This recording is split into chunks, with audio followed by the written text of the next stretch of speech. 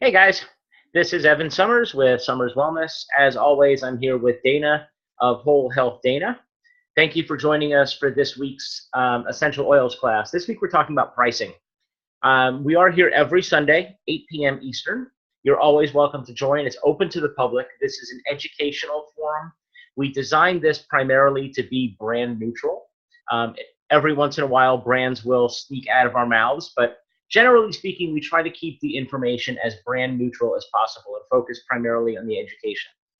You're always welcome to ask questions. If you're watching this live, there's a chat box down at the bottom of the screen. Just click the chat window, type in your question there. We'll make sure we address those questions as we get to the end. Also, we will open up for an open Q&A at the end of the presentation as well. This week, it's all about essential oil pricing and whether it is appropriate to purchase oils strictly based on price or if that is a colossal waste of money. For myself, personal experience, when I first got into the world of essential oils, I had no idea the differences. It was not something that I was familiar with, and I think a lot of people tend to fall into this same trap. They get into a brand new venture like essential oils, and it's easy to think that everything is the same, that no matter what you buy, they're really all going to be the same quality, they're going to provide the same benefit. I mean, after all, most people buy gas at one gas station and then buy gas at a different gas station just because they're running low on gas. It doesn't matter where they buy their gas. Gasoline is gasoline. Same thing when you're shopping the grocery store for produce.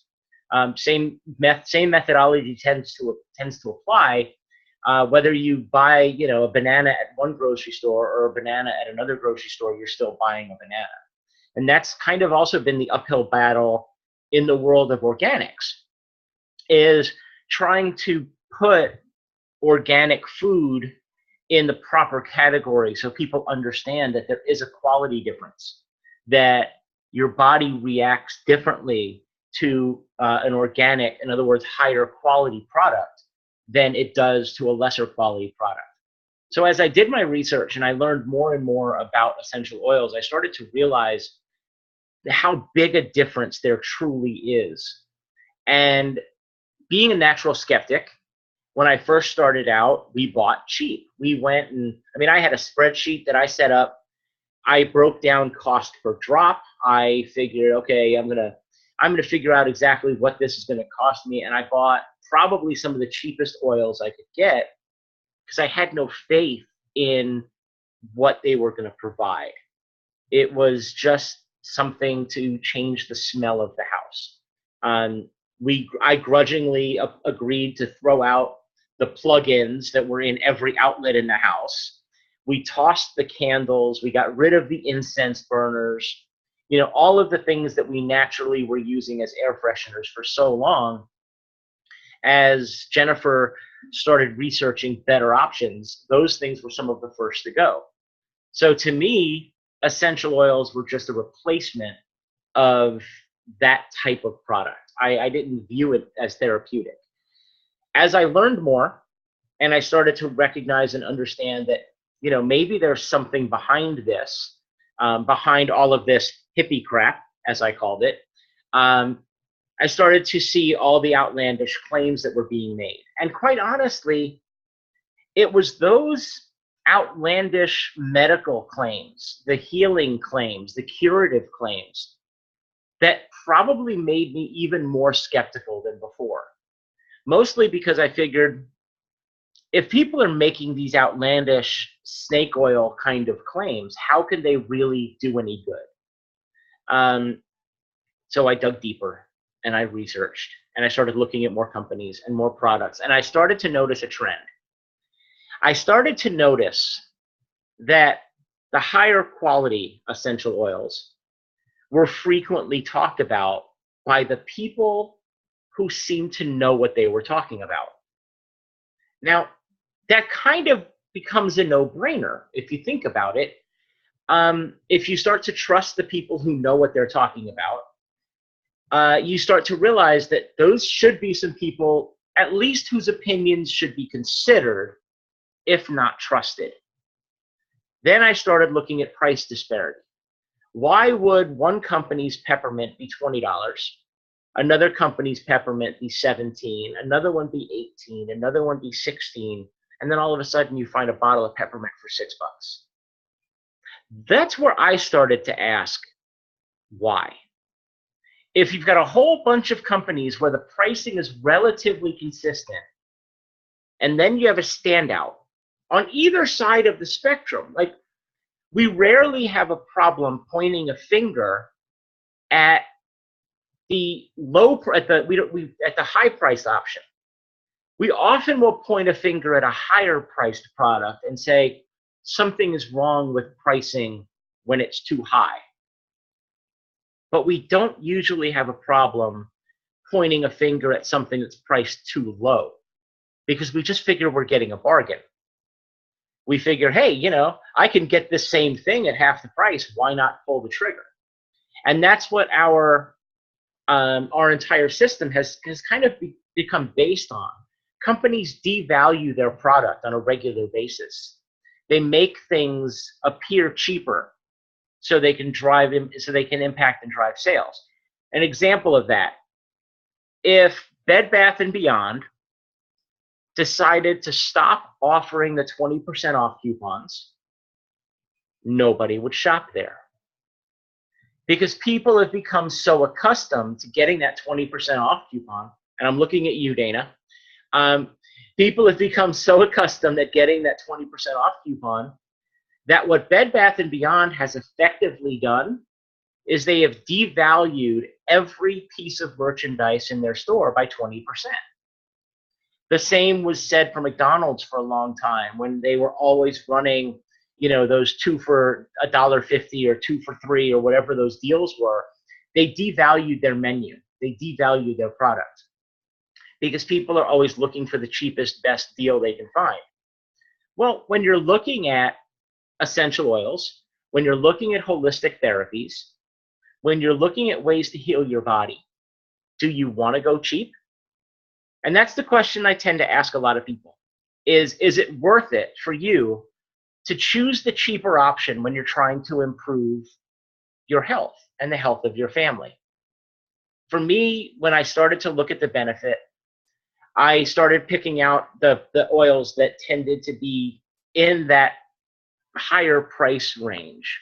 The oils that we use, a lot of you guys know that the oils that I use, they're considered a premium product.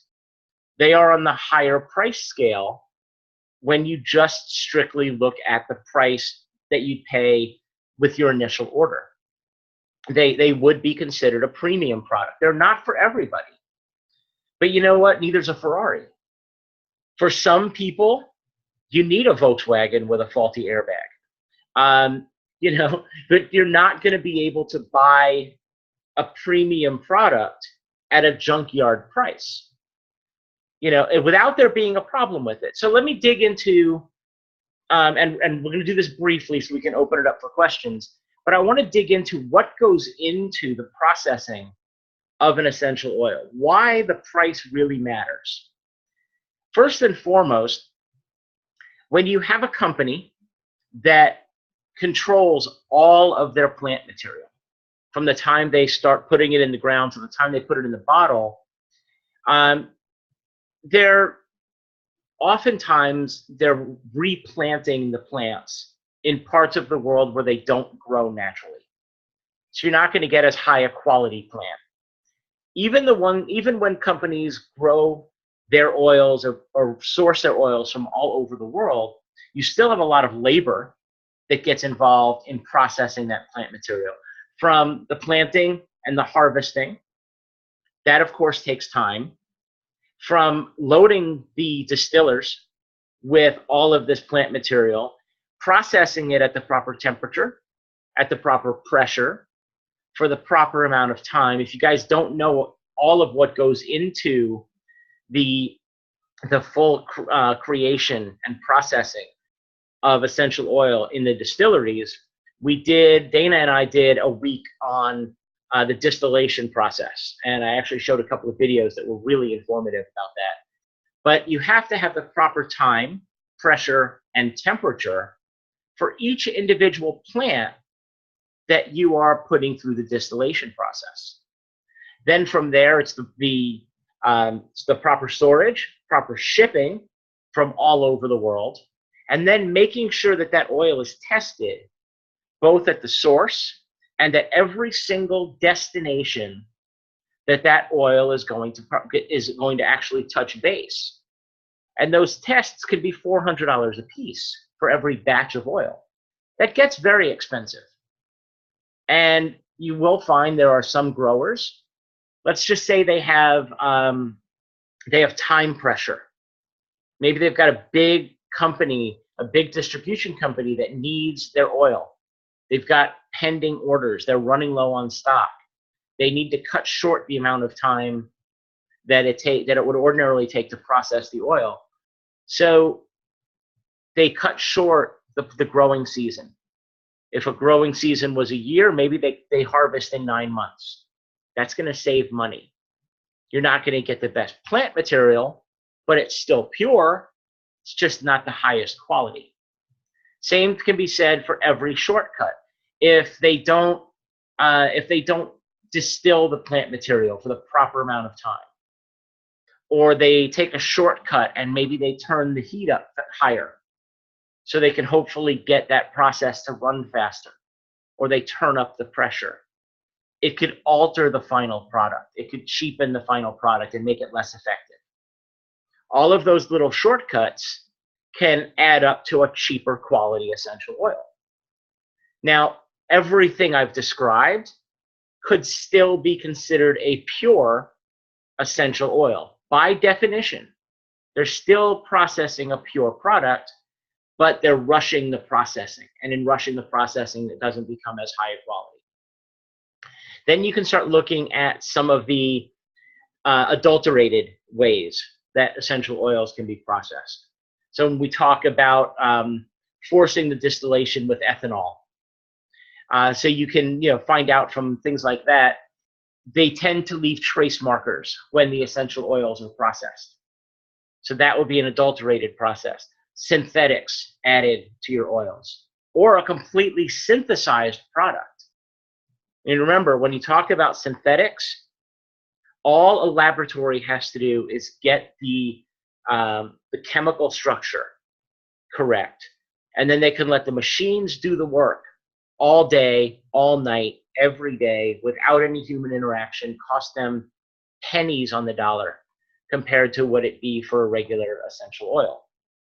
So when you see a price discrepancy, and you see that $6 bottle of peppermint compared to everybody else being in the $15 to $25 range, that's where you have to ask why. More troubling is when you see Amazon deals, Groupon deals, Facebook ads. You tend to see some of the same product showing up frequently across multiple sources.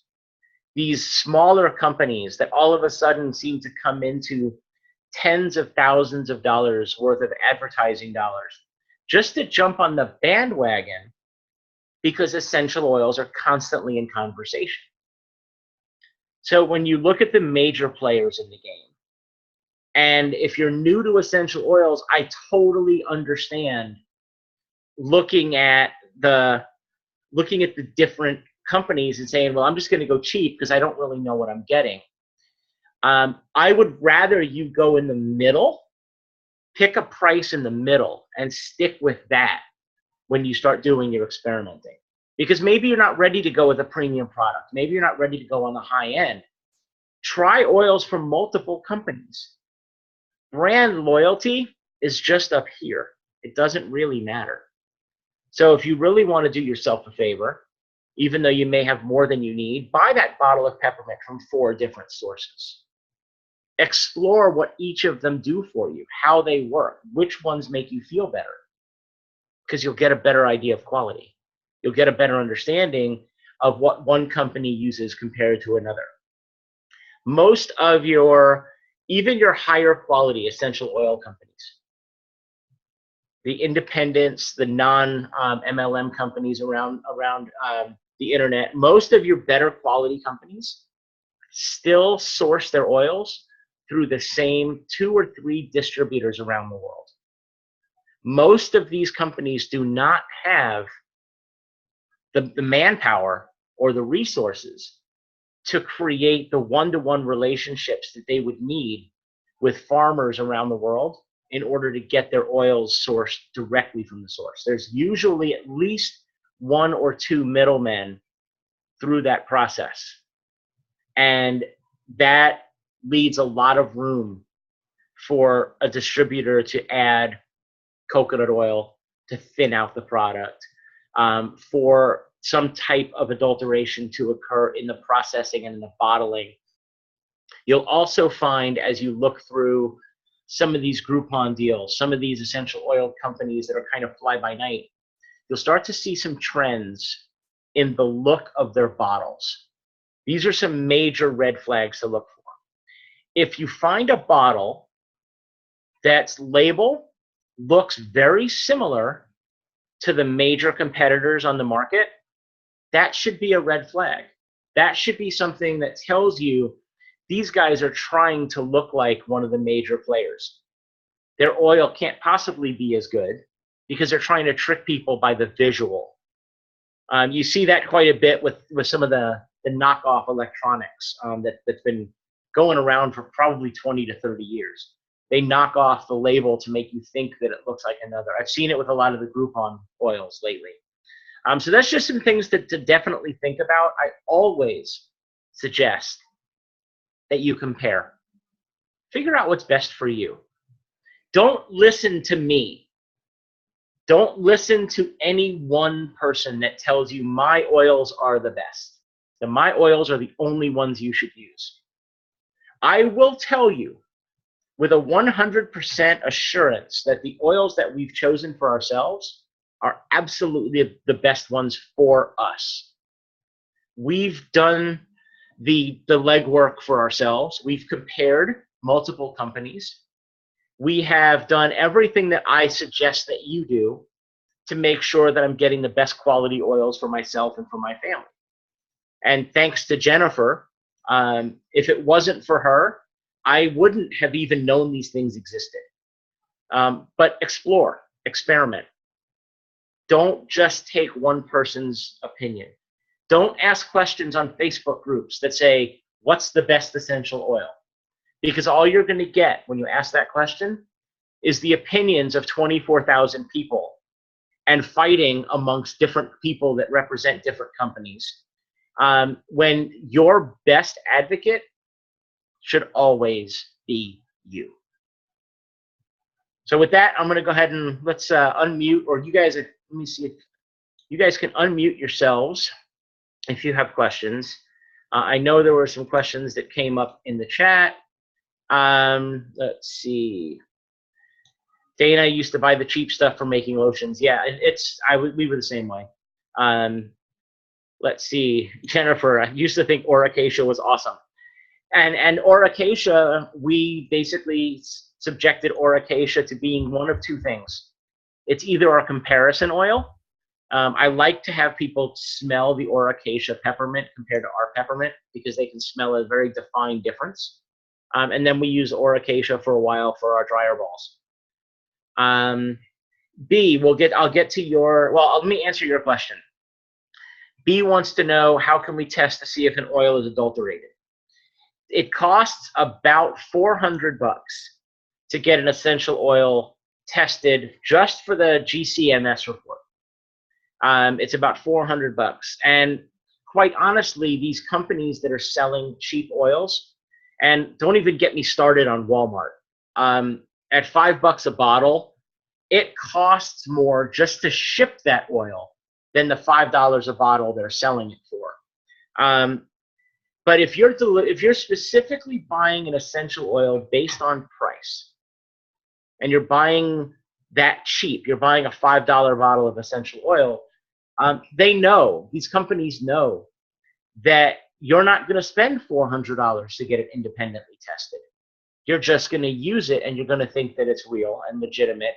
And quite honestly, if that's your only experience with essential oils, if you've never experienced them before, and you buy the cheap essential oils from Bed Bath & Beyond, from Walmart, from Marshalls, from eBay, and you have a bad experience, and they don't do anything for you that we've described in our broadcasts, please don't be tainted by that. That's probably my biggest fear, is that people will use those oils. They've heard about essential oils. They've heard my broadcast. Other friends or family have talked about oils. They see them pop up on the doctors or on some TV show. And they're wandering through Marshalls or Target, and they find a cheap bottle of oil, and they try it. And it does nothing for them. And then in 6 months, they meet me when I'm doing a class. And I mention essential oils to them, and the response is, oh, I've tried that stuff. Those don't work for me. That stuff doesn't work. That's, that's just all lies. None of that stuff is working. You get what you pay for. It's the difference between buying a $1 banquet frozen lasagna or going to a high-end Italian restaurant and sitting down for dinner where the chef personally prepared your meal. They're both edible. At least, the banquet dinner is somewhat edible. But you're going to have a different reaction. You're going to have a different response to the $1 banquet lasagna versus the lasagna in the high-end restaurant. The same is true for your essential oils. Evan, I Yes. read on the internet that there was a three test. One is you put the oil on the tip of your finger and you rub it together. If it feels greasy, Mm-hmm. and it doesn't absorb really quickly, then it's most likely has diluted with another oil. Okay. And I heard another one that you put a spot on a piece of paper, and if it leaves a grease spot, then it's diluted with oil. Uh-huh. And then the last one was put a drop in the water, and if it stays separated from the water, then it's the true oil. And if it isn't, then it will dilute into the water, make it a little bit cloudy or Okay. milky. And I'm going to give you a fourth one that you didn't mention that I was waiting for, and that is to put a drop on the bottom of a styrofoam cup and put a penny on top of the styrofoam cup. And Dwayne has seen that video as well. I will tell you, this is the problem with Dr. Google. You have a lot of different people's opinions. You have people that are stating things that are supposedly factual, and none of these experiments, none of these experiences that you're talking about are true across the full spectrum.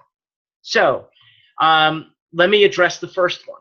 Putting the oil on your fingers and rubbing your fingers together, and if it feels greasy, it's probably adulterated with another oil.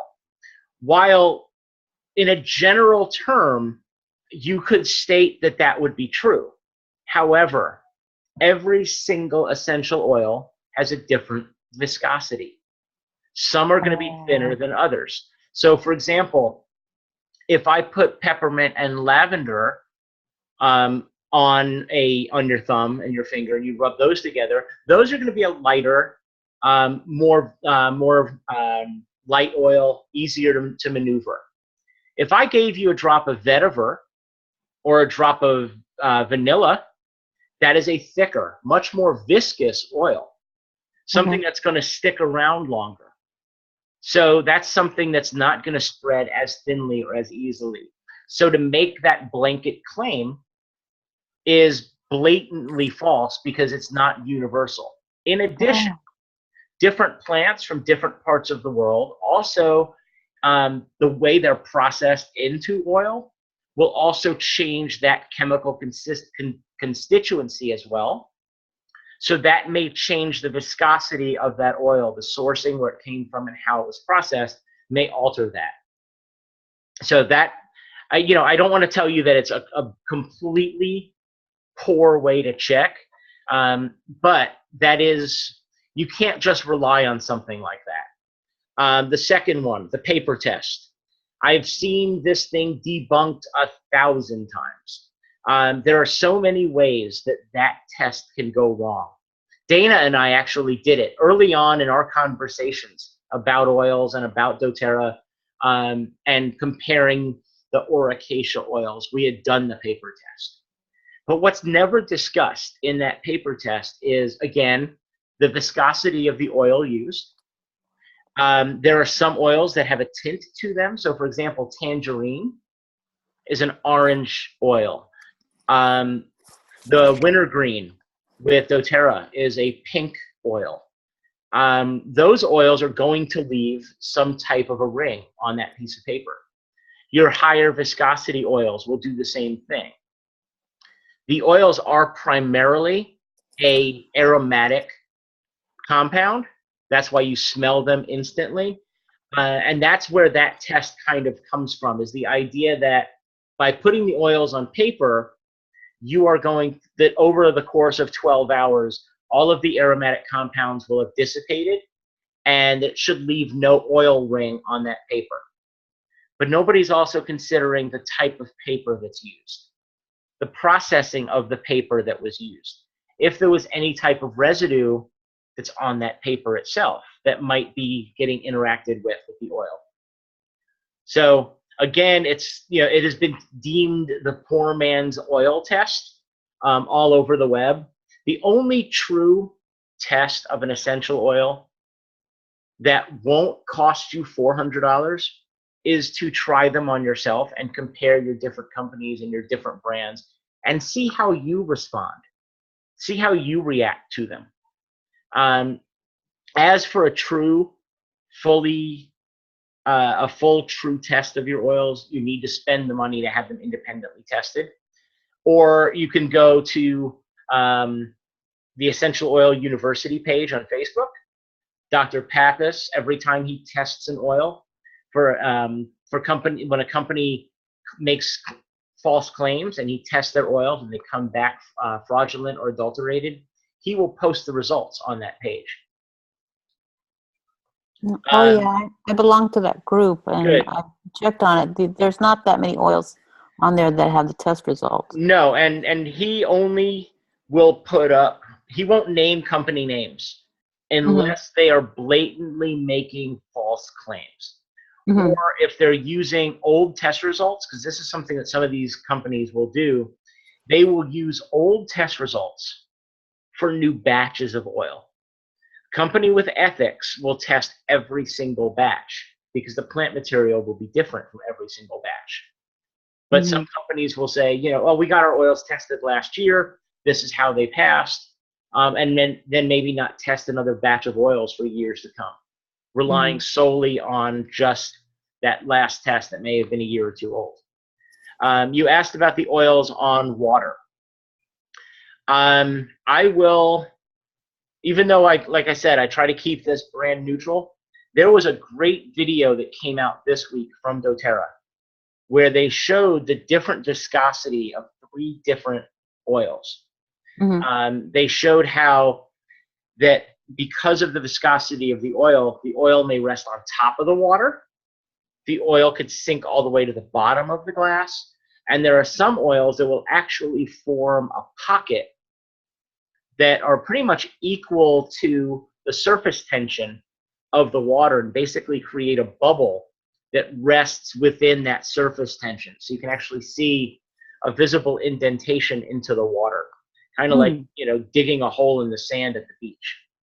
I found it's a great video, and it kind of debunks that idea that, you know, the oils will rest on top or the oils will drop to the bottom. Because again, we're not thinking about the viscosity differences from one type of oil to another.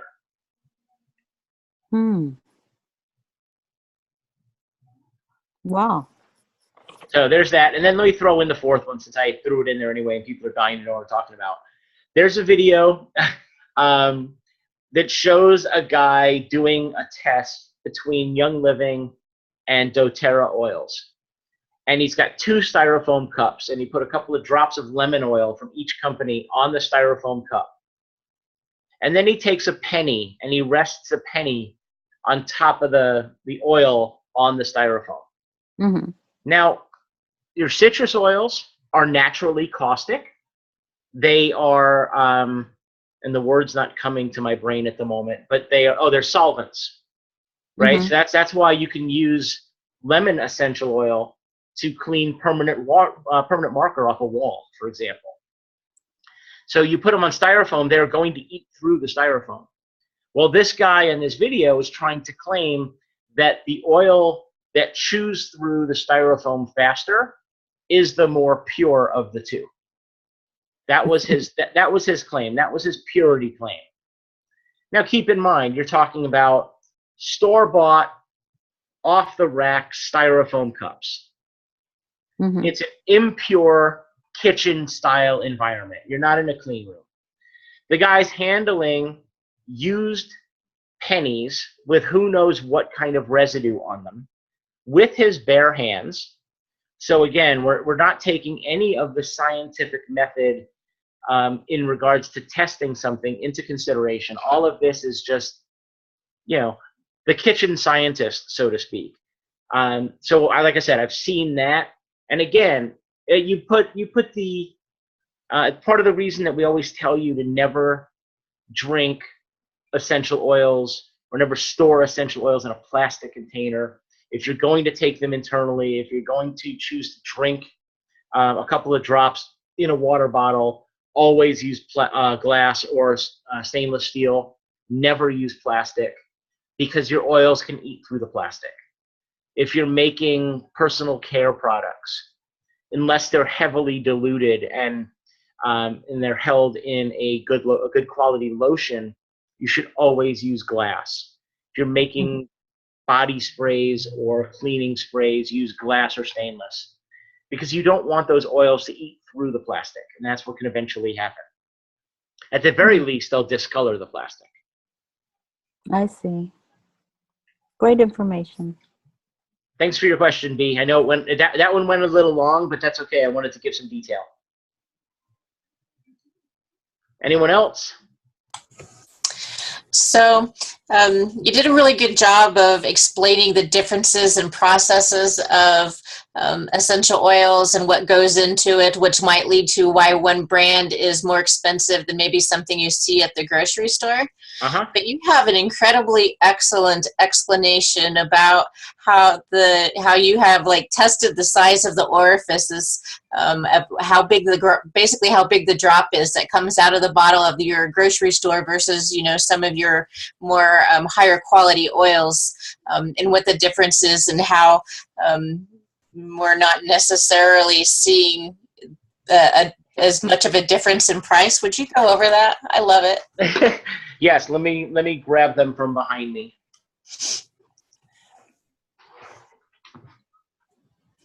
I'm kind of surprised you didn't bring that up. It's one of my favorite explanations that you do when you're talking about price.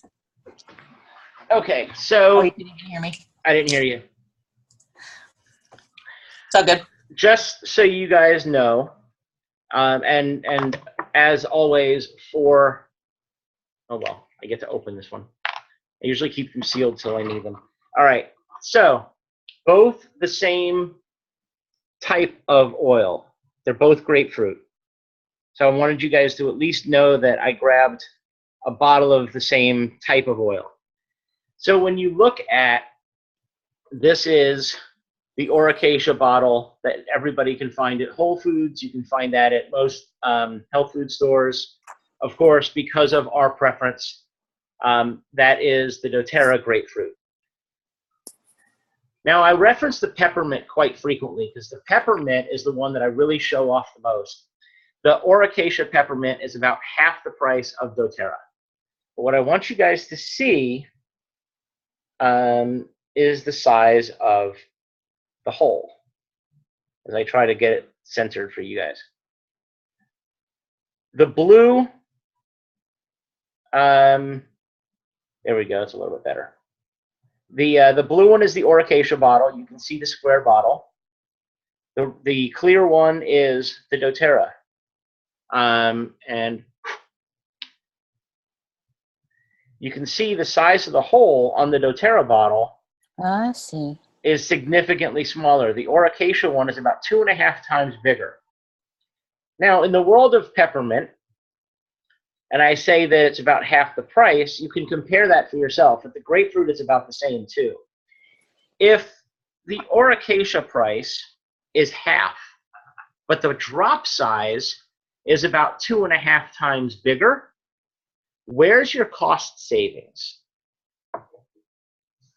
And that's the question that I would ask. Now, beyond just the size of the drop, when you compare these oils side by side and you start to do some of your own research and you start to recognize how much more potent, how much more concentrated, how much more powerful these high quality oils are, these premium products are, you need less. When we were diffusing the Now brand and the Orocacia brand oils in our house, we probably used about 8 to 10 drops of oil in our diffuser at night. Now, I think we use 5. I think we use like 5 to 6 max at night when we're using the diffusers. So we're used to, not only were the drops bigger, but we were using more drops than we are now. Did that equate for you, Dana? Was that the explanation you wanted? Yeah. You know, one of the things I don't think I've ever asked you, have you ever poured them side by side to see how many drops you got out of a bottle, or if you did 10 drops of each on a plate? Was there a difference in appearance? I don't like to waste my product, so no, I haven't. I wouldn't have done it either, but sometimes you get a little more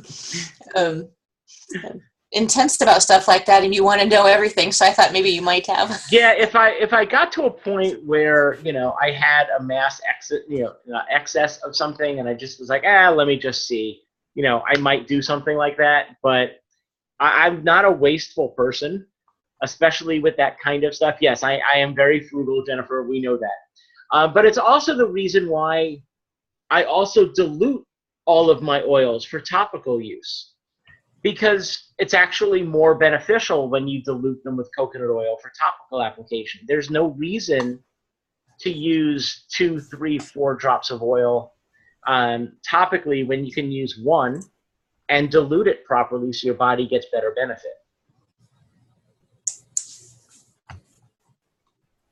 So do we? Yeah. Sorry, I flipped off the screen, so I didn't know if I was still muted or not. So another thing that I was going to mention is I went to Natural Grocers Vitamin Cottage this week and just did a price comparison.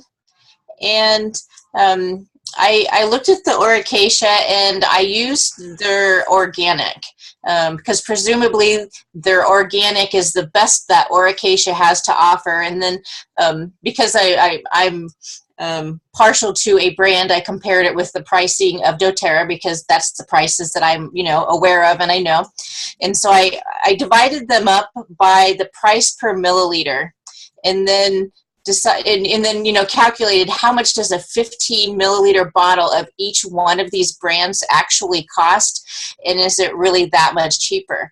Because when you go to the department store, you're buying smaller bottles, so it seems and appears that you're purchasing something that's a lot less expensive because you're buying a 7.25 milliliter bottle of organic Orocacia versus a 15 milliliter bottle of another brand.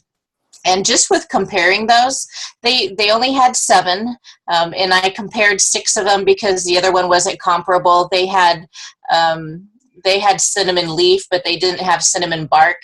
But of the other ones, there wasn't that significant of a difference. The difference, a 15 milliliter bottle of eucalyptus with doTERRA was $14, but it would cost you $15.59 for Orocacia. And the lavender, doTERRA's is $21 and theirs would be $24.59. So in those cases, they are actually more expensive. Their lemon was 2 cents apart from each other. One was $10 and one was $9.98. The only one that was kind of a little difference in price was the tea tree or the Melaleuca. they're the Oracacia Organic would be about $13.38 for a 15 milliliter bottle versus $19. So kind of what I discovered is even like price wise, if you're actually comparing the size of bottles together, the difference in price wasn't that extravagant. And the other thing to consider, because one of the biggest price discrepancies that you find, and I think part of the reason for it is because of the amount of information on the internet about it, is frankincense. Everybody looks at the pricing on frankincense. Now you can find, frankincense for $20 a bottle, and you can find frankincense for $100 a bottle. The difference is, first of all, there's different grades of frankincense, different quality of product across the entire product line. If you're getting the cheap frankincense product that may have more oil in the resin, but it's not as refined and it's not as high a quality frankincense, sure, you can get a cheap frankincense. You're also not going to get the high therapeutic benefit of that frankincense. And yeah, you're right, it depends on the location source. There are different frankincense sources from around the world. When you look at what goes into harvesting the frankincense tears from these trees, and you start to appreciate the amount of work that goes into getting that product from the tree to the bottle, I personally don't have a problem paying $70 for a bottle of frankincense anymore, especially with the quality that I know we're getting. It takes a while to get there, though. Yeah, it does. And I know Dwayne's got something he wants to add, and I have a feeling it may have something to do with organic.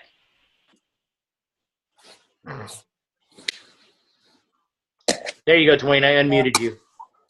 Organic later, but the frankincense, I just bought a bottle from Aromahid. Uh-huh.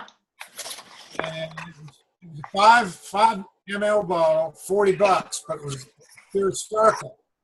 Okay. And I wanted some of that because the research I've done says it's better on cancer cells than the other types. But $40 for only 5 mLs is a lot. Yes, it is. Now, I don't believe Aromahid is multi-MLM. They are not. I don't think. But I've compared their lavender and their peppermint and a few of their other oils. Price-wise, it's right up there with their tenor, in some cases higher. Their peppermint is about $4 higher. And so far, I've used 3 other oils, and they seem to be pretty good. But they're definitely not cheaper. No, and I will tell you that the ladies that operate Aromahid are absolutely amazing. Their ethics are right up there. They travel the world and they meet with growers.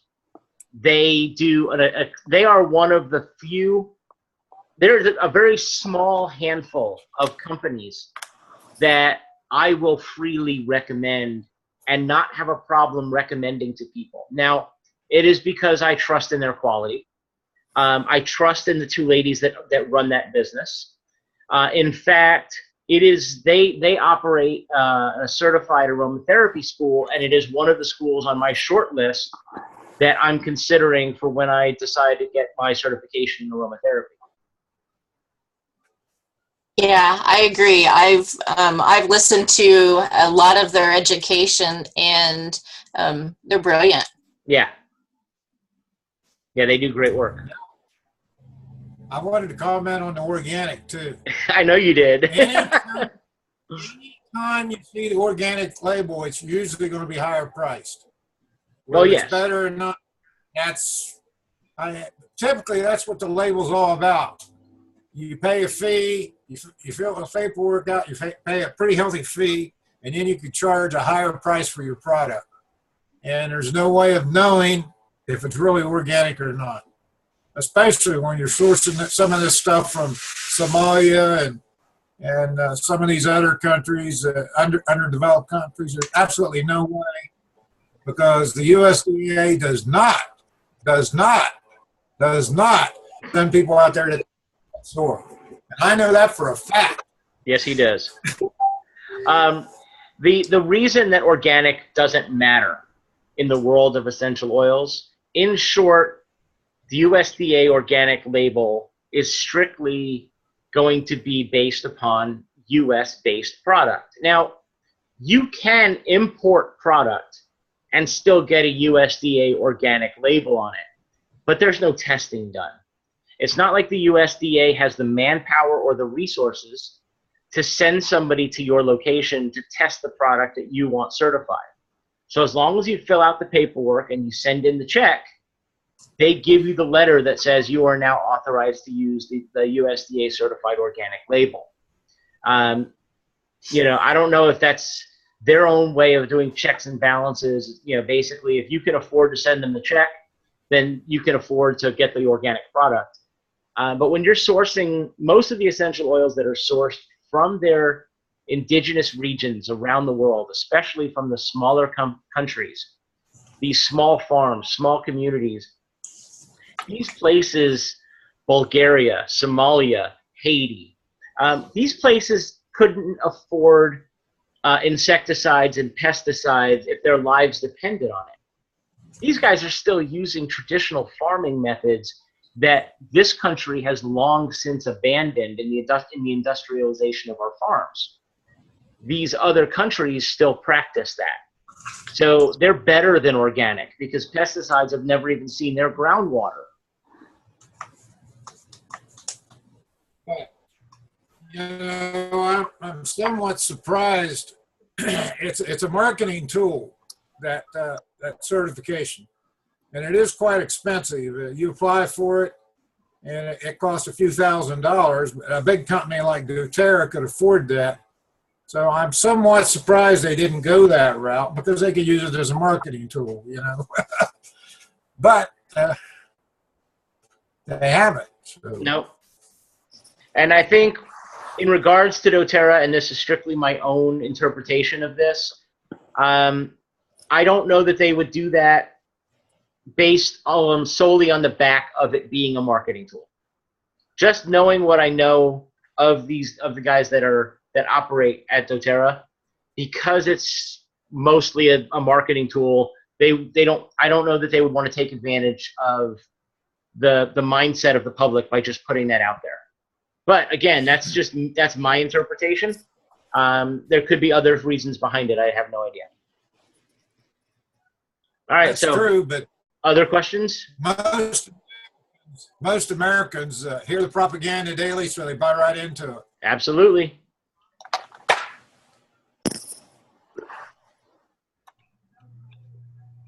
B, Ronnie, any other questions? All right. Let me go ahead and wrap up the recording, and then you guys are more than welcome to stick around and ask other non-related questions if you want. So thank you guys for being here, both for those of you who are in the room as well as those of you who are watching on replay. As always, we are here every week. We do a different topic every week.